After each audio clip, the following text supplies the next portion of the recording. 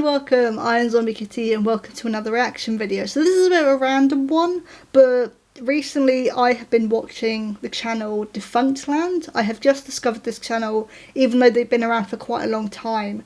They basically do video essays on theme parks of different features and history of different theme parks and rides.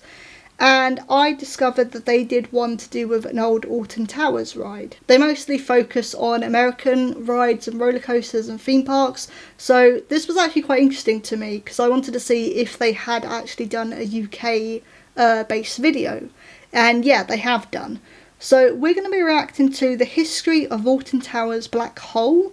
This is a very old roller coaster. This wasn't featured when we did the AltonTowers adverts, when we reacted to them. This wasn't featured in that, but I think this was like one of the first ones, I think. But I don't know how long this lasted. I've definitely heard of it, but yeah, don't know how long it lasted. The other thing I'm going to mention as well is that I might pause and play stuff as we go along, just to comment on stuff as it plays. But yeah, let's go. As you admire its dignified tranquility, it's hard to believe that this is the crowning glory of a unique achievement that draws more than 2 million visitors a year. They come, quite simply, for the day out of a lifetime. Okay. Because this isn't merely a stately home, this is AltonTowers, Britain's yeah, this is the old logo entertainment that we success saw. story.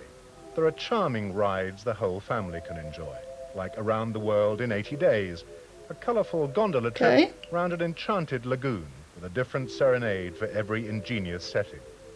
Nearby, yeah, this was all in the original adverts that we watched. The delightfully designed teapot ride will leave you stirred, but not shocked.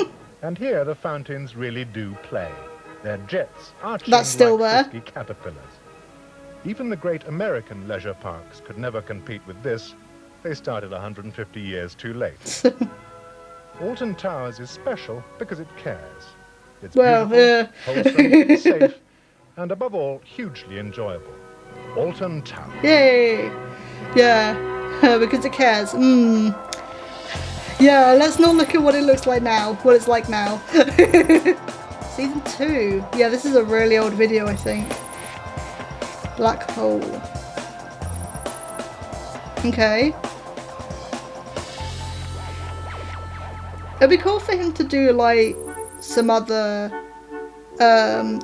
what do you call it? In the UK theme 1600s, a ruined parks as castle well. located in present-day Staffordshire, England, was reconstructed and repurposed as a hunting lodge. Okay. The castle, constructed around 600 years prior, had been owned by a series of English noblemen before it was mostly destroyed in the English excuse Civil War. any inaccurate However, reference one tower remained, images in the and it beginning. was implemented into the hunting lodge's design.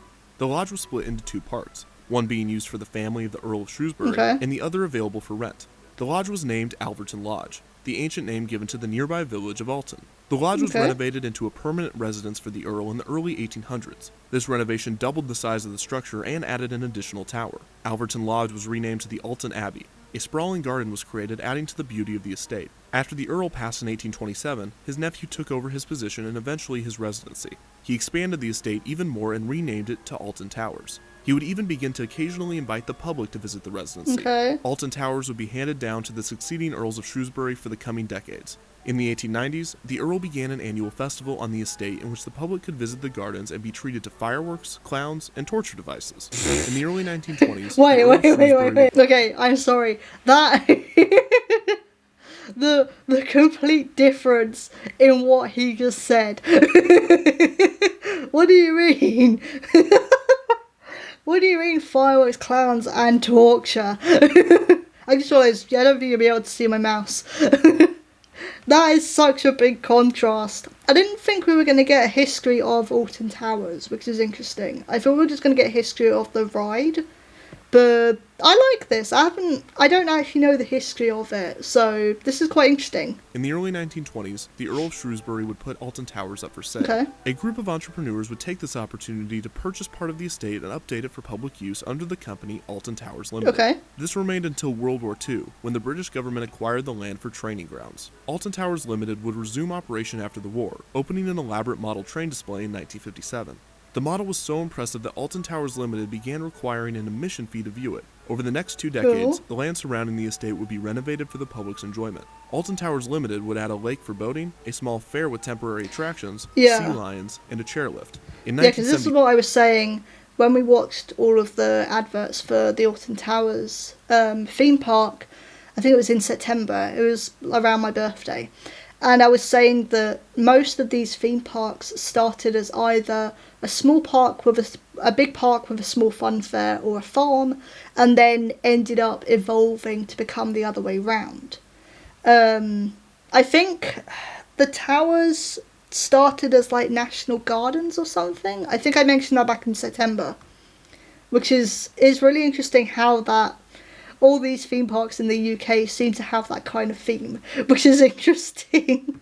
The famed English property developer I love John that Bloom photo. married the daughter of the owner of AltonTowers. He then purchased I a love major that, share that's in the amazing. company, renovating the land once again with additional attractions and events. Okay. Throughout the 70s, Bloom would begin to study other successful theme parks throughout the world, including the popular Disney parks in the United States. Okay. The management of AltonTowers wanted the intricate theming of Disneyland and Walt Disney World, and they realized that they would not need to renovate the entire area in favor of a world of fantasy. They already had the historical grounds, the beautiful, albeit deteriorating castle, and the expansive gardens. AltonTowers would simply need to remove their temporary makeshift attractions and replace them with something bigger and better.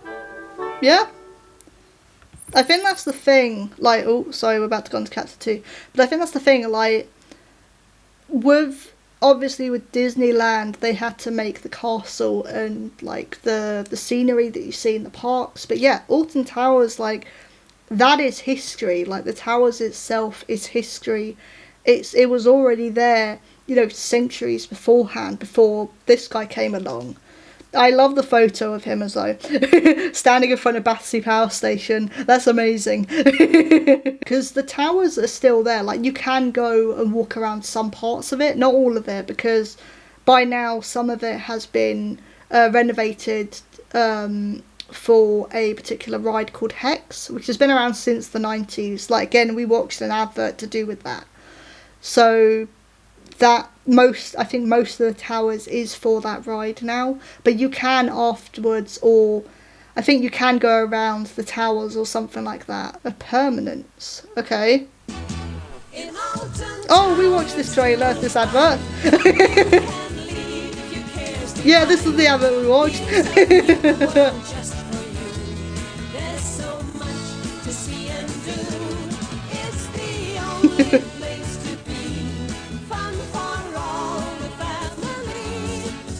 £2.50 entrance, jeez. Can it be like that again? Is there like 35 quid? AltonTowers began adding large-scale permanent attractions. This featured a movie theater named the Cine 2000 and the swinging pirate ship. AltonTowers also constructed their first roller coaster, the Corkscrew, a classic by popular manufacturer. None of them are there now. This was the first double-looping coaster in the UK, and while a good start for AltonTowers, it was clear that the park was still finding its footing. While Broom was striving to match the theming of parks such as Disneyland, the roller coaster lacked any whatsoever. It was incredibly similar to Busch Gardens Tampa Bay's first coaster, Python. Both were developed by Aerodynamic, both featured their signature corkscrew loop, both lasted about a minute and a half, both were yellow, and Python and Corkscrew both reached the short height of around 70 feet. In short, Python was no record breaker, and its lack of theming was problematic for a park wishing to capture Disney magic. However, it was massively successful in drawing audiences into AltonTowers. The new attractions were met with such a positive response, both verbally and monetarily, that AltonTowers immediately expanded and its theming improved. The very next year, the park would open its first themed area, named after the noble family that presided over the castle during its stages of rapid development. That same year, a theater was added along with a log flume. Apologies if you can hear my laptop. The named the White Water Flume, was the world's longest, and was 15 feet taller than the Corkscrew coaster. I don't think that's there anymore, is it? In 1983, the second themed land, Fantasy World, opened. This began a more consistent sectioning of the park's attractions. The Corkscrew coaster, along with other temporary apologies about my fan, were sectioned to the Festival Park area, while the pirate ship and the Cine 2000 were on the other side of the park in Fantasy World. Okay. AltonTowers was booming, with new temporary guest experiences being added. It looks so empty compared to what it looks like now. In the midst of this wild success, the park was planning a new thrilling experience for its guests. Cool. This is the black hole, isn't it? Ground control to Jetstar 2. Okay. In 1974, Anton Schwarzkopf, the famed German coaster designer that would go on to build the first vertical looping steel coaster, debuted his most recent design, the Jetstar 2. Oh my god, that looks like a mess. This was the second version of the successful Jetstar model. Versions of the original were reproduced all across the world, popular for their condensed nature, which was perfect for the smaller parks. Its fast speed and sharp turns made some riders uncomfortable, especially as it aged. Yeah. Jetstar is not to be confused with Starjet, the coaster that famously fell into the Atlantic Ocean due to Hurricane Sandy in 2012. Starjet was at Casino Pier in Seaside Heights, New Jersey, where it actually replaced an original Jetstar model in the early 2000s. Okay. At the 1974 World's Fair in Spokane, Washington, Schwarzkopf would introduce Jetstar 2 to the public. This model was similar in style to the Jetstar 1, with a few key differences. Okay. First, the new ride implemented an electric spiral lift hill instead of the original's chain lift. This was powered by an electric track and small motors beneath the ride's car. The lift is Look at this mess of a track here. I think like a lot of... Okay, correct me if I'm wrong, but it feels like a lot of American like roller coasters look like this. Sorry, you can't see my cursor again. But like with these like, what do you call it? Pillars like holding up the construction and stuff, and like the crisscross patterns across the track, and across like the scaffolding and stuff, and the whole building construction. It all looks like a mess. I don't know. I know it's not, but like look-wise, it's like, oh wow. I do wonder, is a lot of your like flat rides and roller coasters like that? I do wonder, because I know obviously like you go to Six Flags and stuff like that, and obviously they don't really look like this. They look a lot more like neater and tidier, in terms of its tracks.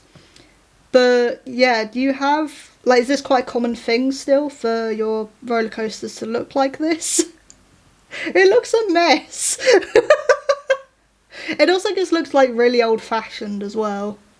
Which is why a gradual spiral incline is necessary. An electric spiral lift not only made That's Jetstar so 2's bumpy. experience more enjoyable, but it also camera, like, condensed the lift, shaking allowing for around. more track. Another difference was that Jetstar 2 was 200 feet longer than Jetstar 1, Okay. which might be attributed to the longer length of the lift hill.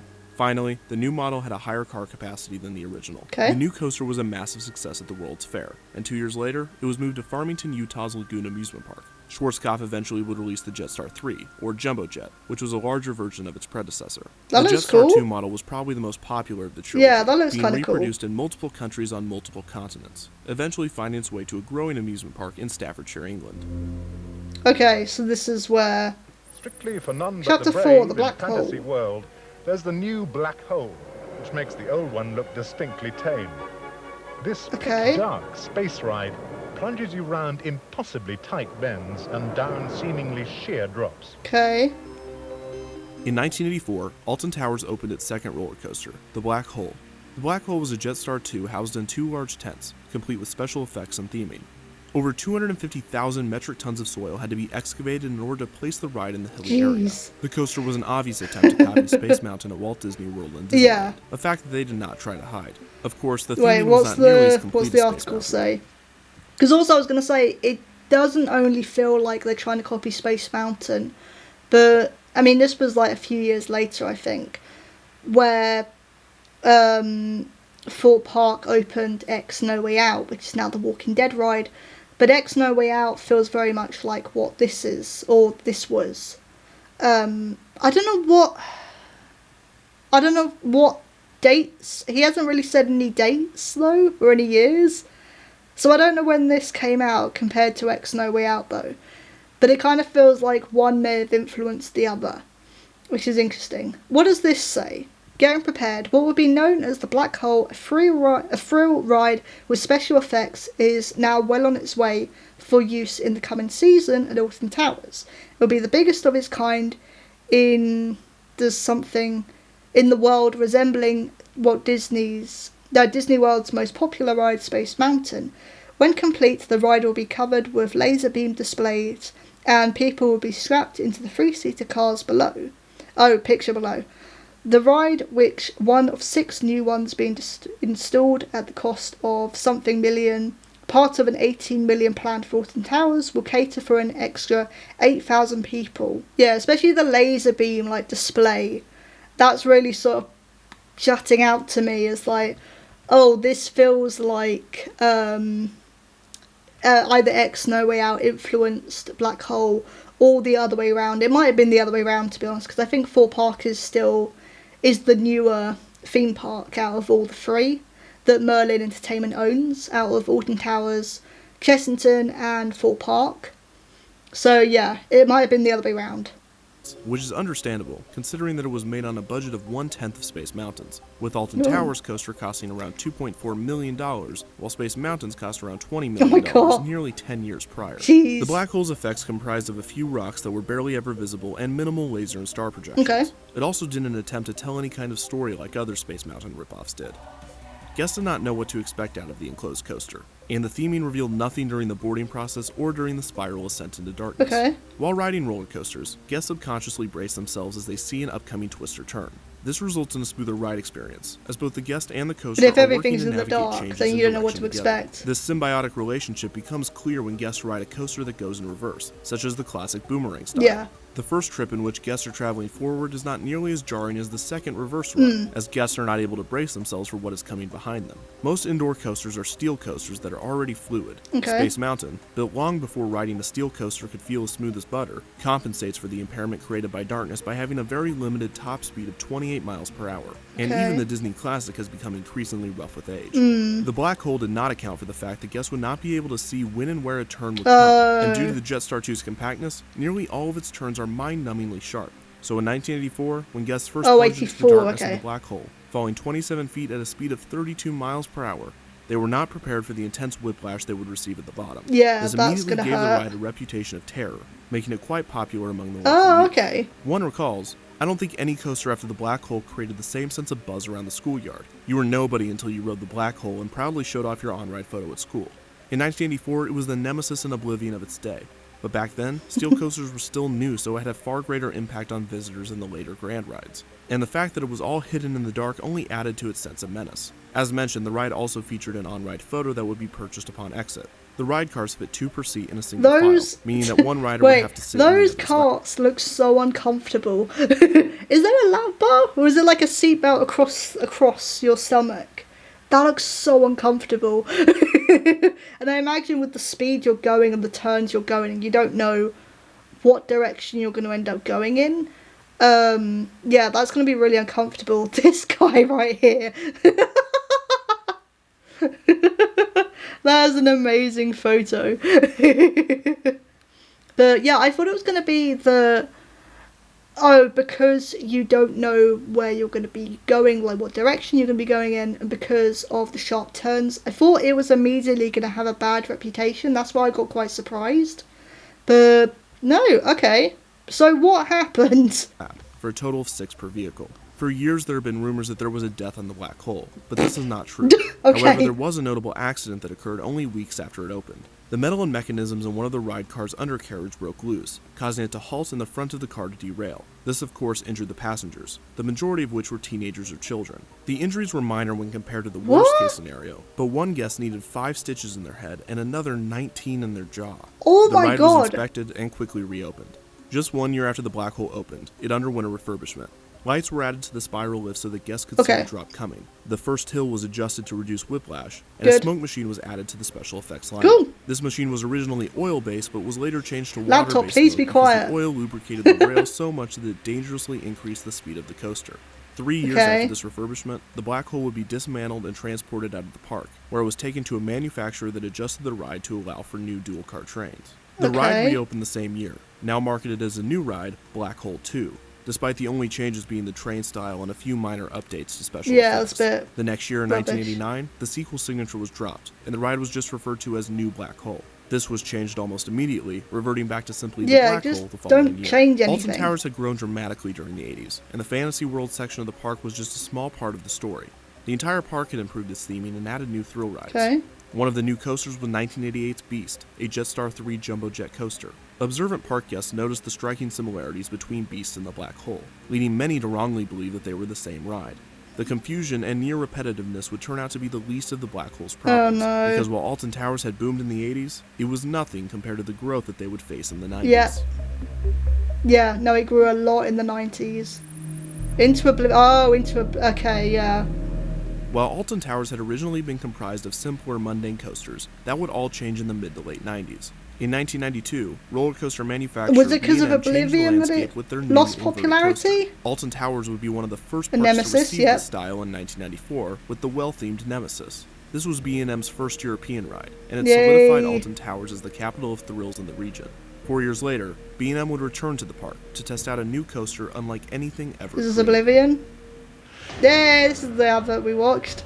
So this is 94 by this point. Terrifying advert. We watched this one in September. So was it because of this release that Black Hole became unpopular? Maybe. Oblivion, the world's first vertical drop roller coaster at Alton Towers.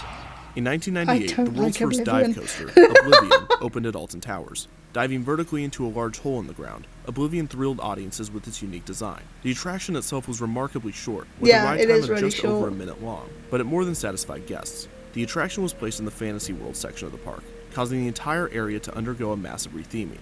It was changed to X Yeah. Sector, an experimenting facility that used guests as subjects. The festival-themed Fantasy World rides were removed, leaving only one when the new land opened in 1998, the Black Hole. In preparation for Oblivion's opening, the Black Hole was redressed. Its green and yellow tents were replaced with dark blue ones. Okay. The interior queue Ooh, was that's updated nice. with a steampunk bronze look, possibly That is attempting to cool. copy Disney's newest Space Mountain, which had opened in Paris 3 years earlier. The Black Hole would continue operation for the next few years. However, in 2004, 20 years after it opened, Alton Towers announced that the attraction would be closing. Aw. The ride had become severely outdated throughout the years, and as it aged, it had become more expensive to maintain. Yeah. White chalk marked the railings in order to reveal any fractures in the track if they were to occur.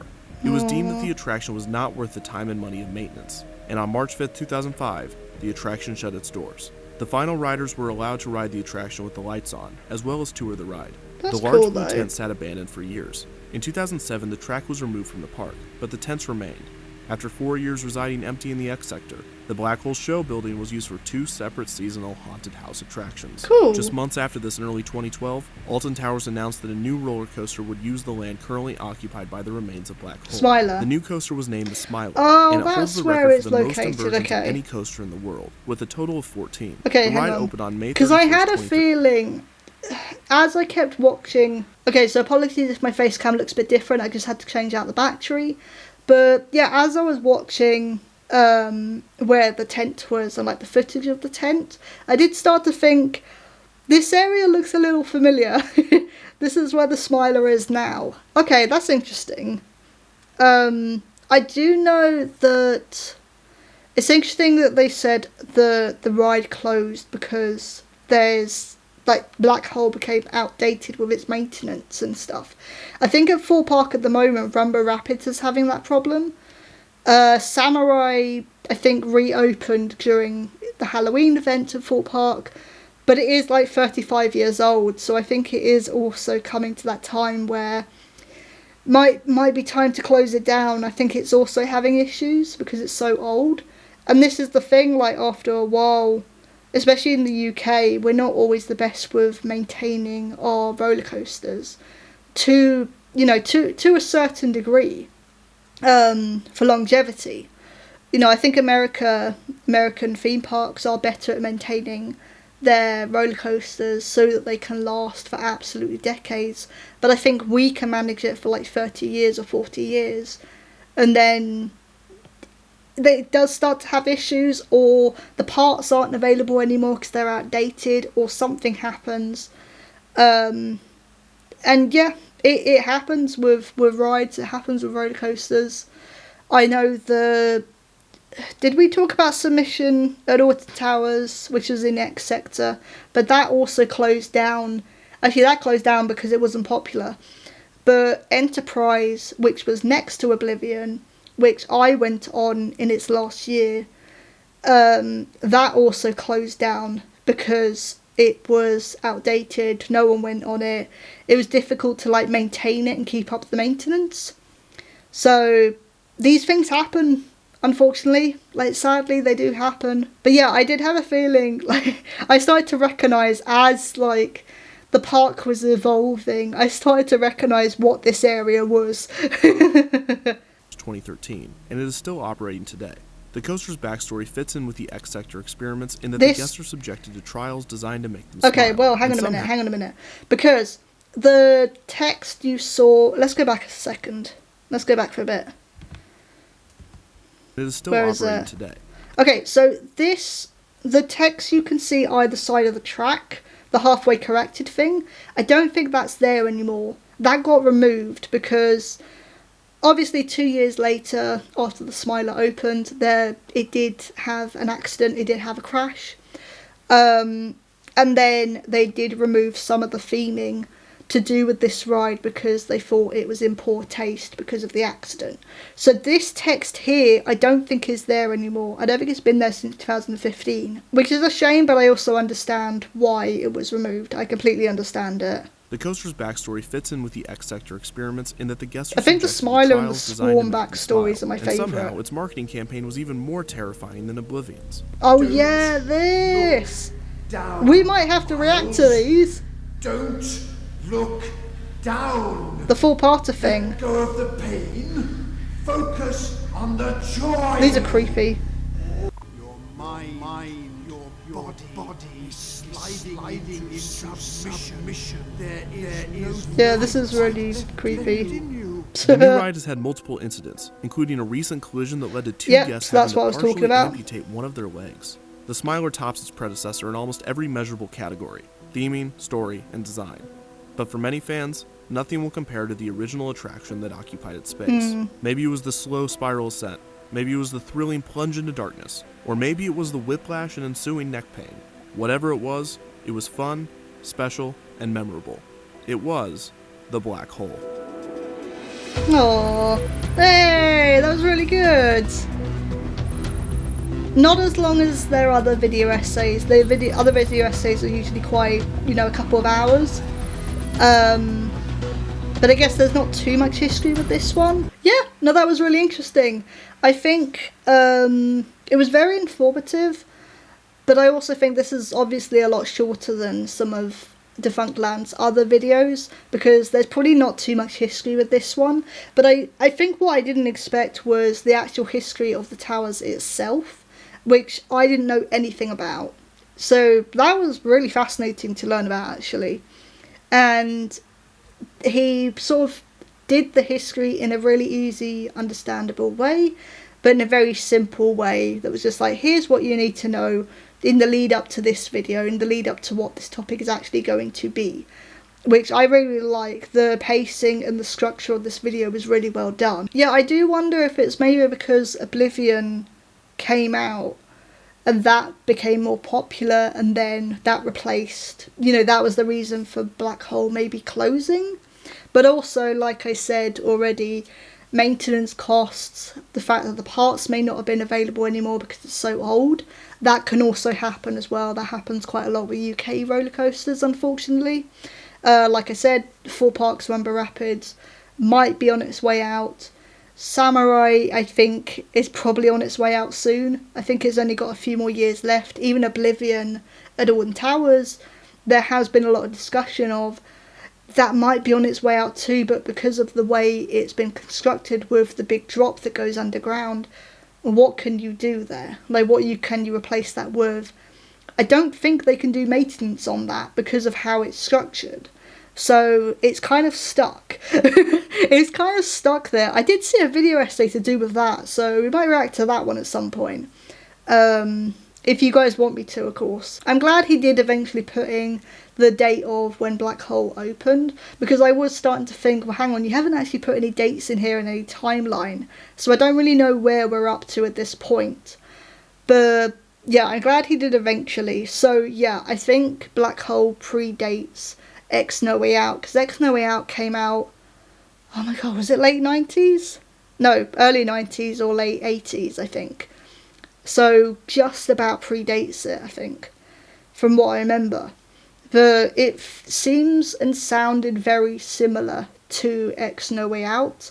In the case of X No Way Out at Full Park was a backwards roller coaster in the dark. The carriages look very similar, so I do wonder if X No Way Out was built upon and influenced by the Black Hole, maybe. I don't know. But yeah, this was really interesting. If you want me to react to any more Defunctland videos, let me know. If they're super long, I know most of them are really long, I probably won't, to be honest. I don't know, if there's any short ones, then I'll react to those, but I know most of his videos are like 1 to 2 hours long, so I'm probably, I don't know, maybe not.